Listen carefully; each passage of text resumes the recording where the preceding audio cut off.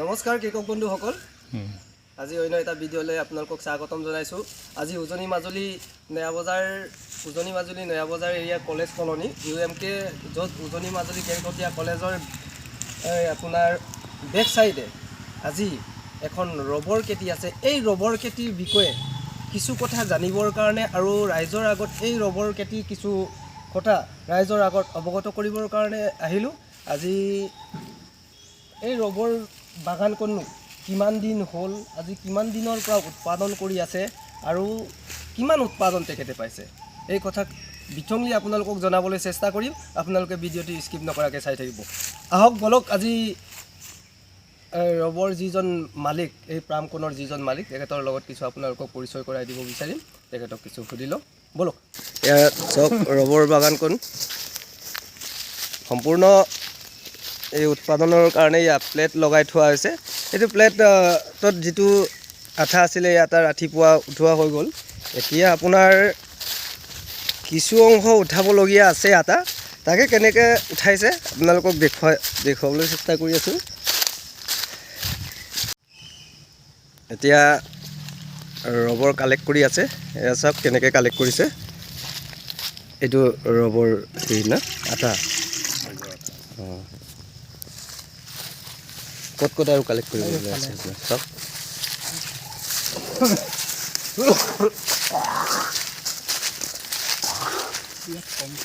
কমকৈ আছে না।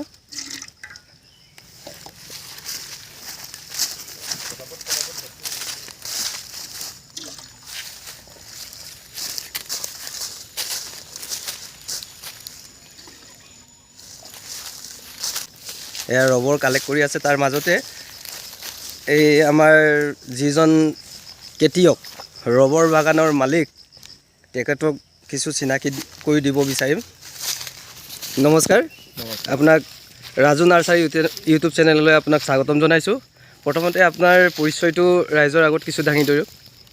মোৰ নাম হ'ল সঞ্জীৱ সেনাপতি, হয়, ঘৰ বৰবিল নয়া বজাৰ। হয়, মই ৰবৰ খেতি আজি প্ৰায় 7 বছৰৰ আগতেই এজন বন্ধুৰ পৰা জানি খেতিটো আৰম্ভ কৰিলোঁ।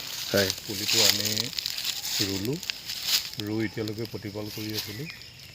এইবছৰ এতিয়া আজি 15 দিনৰ আগৰ পৰা প্ৰডাকশ্যন আৰম্ভ কৰিছোঁ। এতিয়া আপোনাৰ এই হেৰিটো আজি মানুহে মাজুলী বুলি ক'লে নদীৰ মাজত, মাজুলী এখন নদী দ্বীপ, ইয়াত অকল মাছ কাছ পোৱা যায় বুলি মানুহে কিছু মানুহে তেনেকুৱা এটা ধাৰণা কৰি আছে। কিন্তু আজি এই মাজুলীৰ মাজতে আপুনি এইখন ৰবৰ খেতি কৰিবলৈ ক'ৰ পৰা আপোনাৰ এটা হেৰি আহিলে, মানে তেনেকুৱা এটা এইম আহিলে ইয়াত যে তেনেকুৱা এটা খেতি হ'ব, আমাৰ ইয়াত ৰবৰ খেতি হ'ব, তেনেকুৱা এটা পৰিকল্পনা ক'ৰ পৰা আপোনাৰ এটা হেৰি আহিলে বাৰু? এইটো মানে মোৰ ঢকুৱাখানাৰ দুজনমান বন্ধুৱে হয়, এই খেতিটো কৰা মই দেখিলোঁ। হয়, দেখি তেওঁলোকৰ পৰা কিছু আইডিয়া লৈ হয়, এই খেতিটো আৰম্ভ কৰিলোঁ। এই খেতিটোৰ দ্বাৰা যে মানুহ স্বাৱলম্বী হ'ব পাৰে, তেওঁলোকৰ পৰাই মই মানে বস্তুটো জানি আহিলোঁ। জানি এই খেতিটোৰ প্ৰতি মোৰ আগ্ৰহ হ'ল আৰু লগে লগে মই আৰম্ভ কৰিলোঁ। এতিয়া আপোনাৰ ইয়াত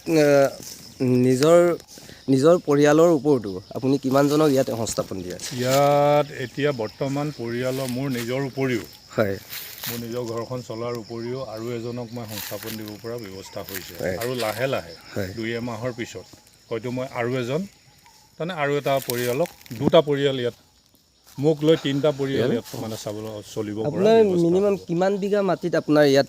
মোৰ প্ৰায় 6 বিঘা মাটিত। 6 বিঘা মাটিত, 6 বিঘা মাটি মোৰ প্ৰায় হয়, আধা অংশহে মই এতিয়া প্ৰডাকশ্যন আৰম্ভ কৰিছোঁ। 6 বিঘা মাটিত আপোনাৰ কিমানজোপা আপোনাৰ ৰবৰ? 6 বিঘা মাটিত অন্ততঃ 400 জোপা গছ হ'ব লাগে। মোৰ অলপ কম আছে বাৰু, কম আছে। এতিয়া ৰুবলৈও আছে জেগা, হয়, কেইজোপামান আৰু বহাম। 6 বিঘা মাটিত এতিয়া আপোনাৰ যিটো ষ্টাৰ্টিং 15 দিন আপোনাৰ কালেক্ট কৰা 15 দিনেই হৈছে। 15 দিনত আপোনাৰ 15 দিনত এতিয়ালৈকে আপোনাৰ কিমান কুইণ্টেল? এনে 1 কুইণ্টেল আহিছে।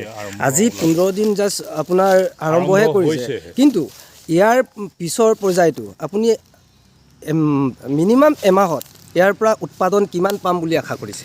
উৎপাদন লাহে লাহে বাঢ়িব বুলি কৈছে বাৰু, হয়। যিসকলে কৰি আছে আৰু হয় হয় তেওঁলোকে কৈছে যে আপুনি এমাহলৈকে বিশেষ একো নাপায় ইয়াত, হয় কিন্তু মই দেখিলোঁ যে এমাহৰ ভিতৰতে দেখোন মোৰ যথেষ্ট প্ৰডাকশ্যন হৈছে। হয় হয় তেওঁলোকে কৈছিলে যে আপোনালোকে এইটোৰ পৰা আপোনাৰ কিমান ধাৰণা আহিছে যে আপুনি 15 দিনত যদি যথেষ্ট আপোনাৰ ইয়াত উৎপাদন হৈছে, এই উৎপাদনৰ পৰা আপোনাৰ কিমান কেনেকুৱা ধাৰণা আহিছে যে আৰু 1 মাহৰ পিছত বা পিছলৈ আপোনাৰ কিমান উৎপাদন হ'ব, কেনেকুৱা ধাৰণা আপোনাৰ আহি গৈছে ইয়াত?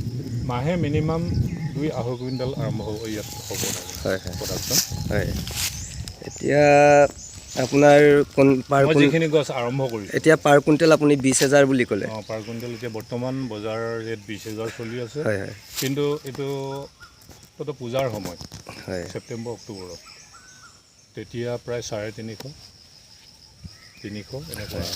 এতিয়া আপোনাৰ যিটো 30,000 আপুনিতো মেনুফেকচাৰিং মানে যিটো আপোনাৰ প্লেট বনোৱা হৈছে, এই মেচিনটো আপুনি ক'ৰ পৰা কেনেকৈ কিমান ৰবৰ বৰ্ডৰ পৰা কিনি আনিছোঁ। ৰবৰ বৰ্ডৰ পৰা কিনি আনিছোঁ। এইটো ৰবৰ বৰ্ডে ছাবচিডি দিছে, ছাবচিডি 20,000 টকা ছাবচিডি। তাৰ দাম হ'ল 65,000। 65,000 তাৰে 20,000 মোক তেওঁলোকে ৰিটাৰ্ণ দিছে। হয় আপুনি এই গছবোৰৰ পুলি ক'ৰ পৰা কেনেকৈ আনিছিলে আপুনি? এইটো মই প্ৰথমে আনিছিলোঁ চিলাপথাৰৰ পৰা, চিলাপথাৰ জোনাইত এখন মানে চৰকাৰী আছে, নাৰ্চাৰী আছে। হয় তেওঁ চৰকাৰীভাৱে স্বীকৃতিপ্ৰাপ্ত, হয় তেওঁৰ পৰাই মানে সেই পুলিখিনি আনিছিলোঁ কালেক্ট কৰি। কিমান টকাত আপুনি পুলি আনিছিলে? তেতিয়া আপোনাৰ এটা পুলিৰ দাম আছিল 80 টকা। 80 টকা। কিন্তু মই আনিছিলোঁ ষ্টাম আনি মই ইয়াত নিজে নাৰ্চাৰী কৰিছিলোঁ। হয় হয় তেতিয়া মই এটা ষ্টামত 20 টকা কৰি আনিছিলোঁ। ষ্টামত 20 টকা কৰি আনিছিলোঁ। কিন্তু এটা পুলি আনি পুলিও ৰুলেহি আমাৰ ইয়াত কেইবাজনো বন্ধুৱে, হয় তেওঁলোকে 80 টকা কৰি এটা পুলিত আনিছিল। 80 টকা। এতিয়া কিন্তু ৰাবাৰ বৰ্ডে যোৰহাট মৰিয়নিৰ পৰা মোক অন্ততঃ 2100মান পুলি তেওঁলোকে অফাৰ কৰিলে। তাৰমানে 2100 বাগান পুলি। কৰা এতিয়া আপোনাৰ 2100 পুলি আৰু ইয়াত ক'ত লগাব আপোনাক? 2100 পুলি আৰু মোৰ বন্ধু কেইজনমানে অৰ্ডাৰ দিছিলে, মানে তেওঁলোকে প্ৰায় নিলে। হয় আৰু কেইটামান পুলি আছে, সেইকেইটা মই লগাম। বাকীখিনি তেওঁলোকে নি লগাইছে। সঁচাকৈ আমাৰ মাজুলীকণ ভূস্বৰ্গ বুলি ক'ব লাগিব, কিয়নো চব মানুহে নাজানে মাজুলী কি বস্তু। মাজুলী এটা একদম একেবাৰে নদীদ্বীপ, একো নহয়, অকল মাছ কাছৰ বাদে একো নাপায়। কিন্তু আজি চাওক, য'ত নেকি পাহাৰীয়া অঞ্চলত হোৱা আজি গছ বগা সোণ বুলি ক'ব লাগিব এইটো, কিয়নো গছৰ আঠাৰে এতিয়া আজি বগা সোণ বুলি ক'ব লাগিব এইটো। বগা সোণ তেখেতে যিজন মানুহে আজি ৰবৰ বাগান কৰিছে, তেখেতে বগা সোণ আজিৰ দিনত বগা সোণ কালেক্ট কৰি আছে। এয়া চাওক, আজি আমাৰ মাজুলীটো বগা সোণ আমাৰ সোণৰ আপোনাৰ ৰং কেনেকুৱা সকলোৱে জানে। কিন্তু আজি মাজুলীত বগা সোণ আমাৰ উজনি মাজুলী নয়াবজাৰ, উজনি মাজুলী কেৰকটীয়া কলেজৰ আপোনাৰ বেক চাইডে প্ৰায় 6 বিঘা মাটিত তেখেতে বগা সোণ কালেক্ট কৰি আছে। এয়া চাওক, আজি আপোনালোকক গোটেই বাগানখন দেখুৱাবলৈ চেষ্টা কৰি আছোঁ। চাওক, আজি ইমানকৈ আপুনি খেতি কৰিছে, আপোনাৰ চৰকাৰৰ ফালৰ পৰা কিবা আপোনাক সাহাৰ্য প্ৰদান কৰিছে নেকি বাৰু? এইটো তেনেকুৱা এটা অসম চৰকাৰ বা এগ্ৰিকালচাৰ ডিপাৰ্টমেণ্টৰ ফালৰ পৰা হয় ইয়াত কোনো সঁহাৰি মই পোৱা নাই। হয় কিন্তু ইয়াত এই বস্তুটোৰ এখন আপুনি এতিয়া বৰ্ড আছে, ৰাবাৰ বৰ্ড। হয় হয় হয় সেই ৰাবাৰ বৰ্ডৰ ফালৰ পৰা হয় আমাৰ অফিচ আছে যোৰহাটত, হয় লখিমপুৰৰ কাৰণে আছে চিলাপথাৰত। হয় কিন্তু তেওঁলোকে চিলাপথাৰৰ মানুহ আহিও, যিটো আমাৰ ডিষ্ট্ৰিক্টত নপৰে, হয় তেওঁলোকৰ অফিচাৰ আহিও মোক যথেষ্ট উদগনি দিছে বা তেওঁলোকে চোৱা চিতা কৰি পৰামৰ্শ দিছে। কিন্তু আমাৰ যোৰহাট অফিচৰ মানুহ আহি প্ৰায় তেওঁলোকে অফিচাৰসকল আহি, ফিল্ড অফিচাৰসকল বা আমাৰ অফিচাৰসকল আহি ইয়াত আমাক ফ্ৰী ট্ৰেইনিং দিছে। হয় খেতিটো কেনেধৰণে কৰা যায় বা কাটিং কেনেকৈ ধৰণে কৰিব পৰা যায়, আৰু সাহাৰ্যও যথেষ্ট দিছে। হয় 2 টকাকৈ তেওঁলোকে সাহাৰ্য ৰবৰ বৰ্ডৰ পৰা খেতি আপুনি কৰাৰ কাৰণে। এতিয়া চাওক, আজি মাজুলী এগ্ৰিকালচাৰ ডিপাৰ্টমেণ্টৰ পৰা আপুনি তেখেতসকলৰ পৰা কি আহ্বান কৰিব বিচাৰে যে আপোনাৰ তেখেতসকলৰ ওচৰত মই বহুবাৰ গৈছোঁ, হয় নিবেদনো কৰিছোঁ। কিন্তু তেখেতসকলে কৈছে যে ৰাবাৰৰ কাৰণে হয় আমাৰ কোনো চৰকাৰী স্কিম ফাণ্ড নাই। কিন্তু মই টিভি বাতৰিত এইবোৰ দেখি থাকোঁ, চৰকাৰৰ ফালৰ পৰা হয় হয় অন্ততঃ ৰাবাৰৰ কাৰণে, ৰাবাৰ কৃষকৰ কাৰণে যথেষ্ট আছে বুলি আমি পাইছোঁ, হয়। কিন্তু আমাৰ এগ্ৰিকালচাৰ ডিপাৰ্টমেণ্টৰ অফিচাৰসকলে কয় যে আমি ৰাবাৰ বৰ্ডক ৰাবাৰ খেতিয়কক আমি একো দিব নোৱাৰোঁ। নোৱাৰে। গতিকে চৰকাৰক মই আহ্বান জনাব বিচাৰিছোঁ যে যদি এগ্ৰিকালচাৰ ডিপাৰ্টমেণ্টৰ ফালৰ পৰা অন্ততঃ সৰুকৈ হ'লেও কিবা এটা সঁহাৰি মোক জনালেহেঁতেন, হয়। মই ইয়াতকৈ আৰু যথেষ্ট ডেভেলপ কৰিব পাৰিলোহেঁতেন। আজি গতিকে পইচাৰ অভাৱত কিছু কাম মই এতিয়া কৰি ল'ব পৰা নাই, বাগানখন উন্নত কৰিব পৰা নাই, বা যিখিনি যাৱতীয় বস্তু লাগে সেইখিনিও মই চব আনি ল'ব পৰা নাই। গতিকে তেনেধৰণে যি পাৰিছোঁ নিজৰ টকাৰে আনি কৰি এনেকৈ আগবাঢ়িছোঁ। কিন্তু ৰাবাৰ বোৰ্ডে এইটো যথেষ্ট সহায় কৰিছে, সেইটো ক'ব লাগিব। আজি এইডাল গছ আপোনাৰ উঠাবলৈ মিনিমাম কিমান খৰচা হৈছে আপোনাৰ?